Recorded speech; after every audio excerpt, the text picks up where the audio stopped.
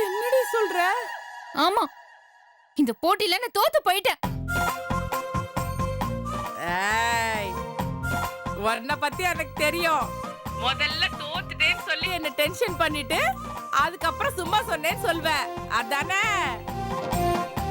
எனக்கு தெரியும் கல்பனா, நீதான் இந்த போட்டியில ஜெயிச்சிருப்பேன்னு. என்ன ஏமாத்தலாம் தானே இப்படி சொல்ற? அதானே இங்க நடக்காது. நான் தான் ஜெயிச்சிருப்பேன்னு நீ எப்படி சொல்ற? இது என்னடி கேள்வி?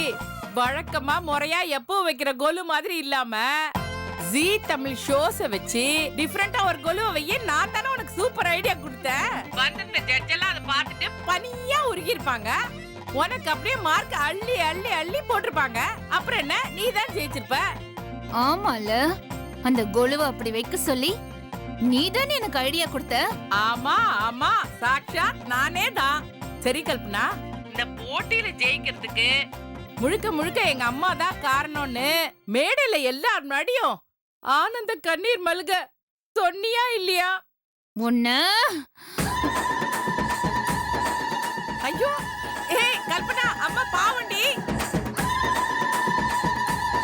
ஐயோ கல்பனா, முடியலடி, வேணாண்டி, அம்மா பாவண்டி, விட்டுறி.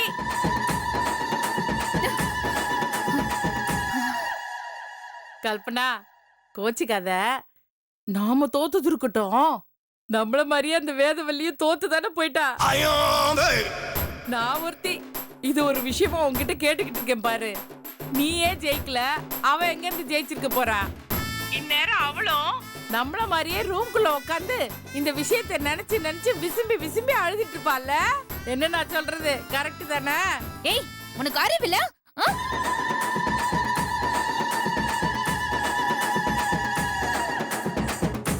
சரி, நான் பேசல. கல்பனா, கல்பனா, ஏன் எதுக்கு எடுத்தாலும் அம்மாவை திட்ட ஆரம்பிக்கிறா? உன் மூஞ்சி. அந்த வேதவள்ளி தான் இன்னைக்கு போட்டியில ஜெயிச்சு அந்த 1 லட்சத்தை கையில வாங்கிட்டு போயிட்டா. போதுமா? நானே சுயமா யோசிச்சு ஏதாச்சும் பண்ணி ஜெயிச்சிருப்பேன்.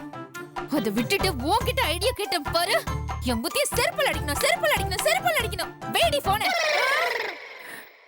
என்ன நீ அம்மாவை டீன்லாம் சொல்ற? ஆமா, டி டி டி டி. வேடி போன. கல்பனா, நீ கோவமா இருக்க போல இருக்கு. நான் அப்புறமா போன் பண்றேன். ஏய், இன்னொரு தடவை எனக்கு போன் பண்ண உன்னை நான் கொன்னுடுவேன். வேடி போன. அம்மான்னு கூட பார்க்காம கழுவி கழுவி ஊத்துறா.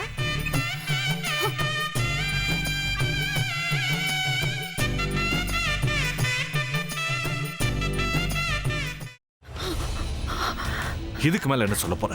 சொல்றதுக்கு வேற ஏதாவது போய் இருந்தா சொல்லிடு. அவதான் என்ன ஏமாத்தி எல்லாத்தையும் என்கிட்ட இருந்து பறிச்சிட்டான்னு பார்த்தா நீயும் இப்ப அதே தான் பண்ணிருக்க.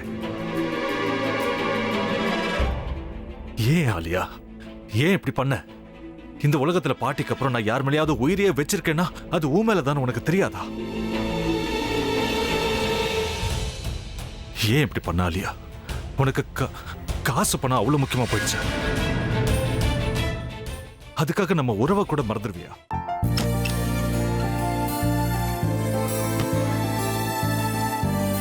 சக்தி சக்தி, ஒரு நிமிஷம்.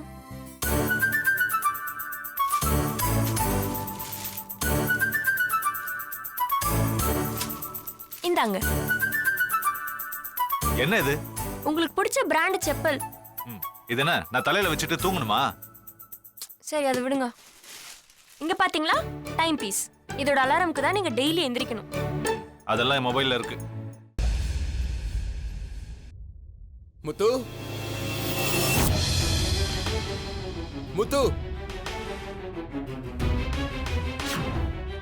என்னடி இவன் முத்துன்னு ஒருத்தைய உருவாக்கி விட்டான். செல்வியை மறப்பான்னு பார்த்தா எப்ப பார்த்தாலும் முத்து முத்துன்னு கூப்பிட்டு இருக்கான்.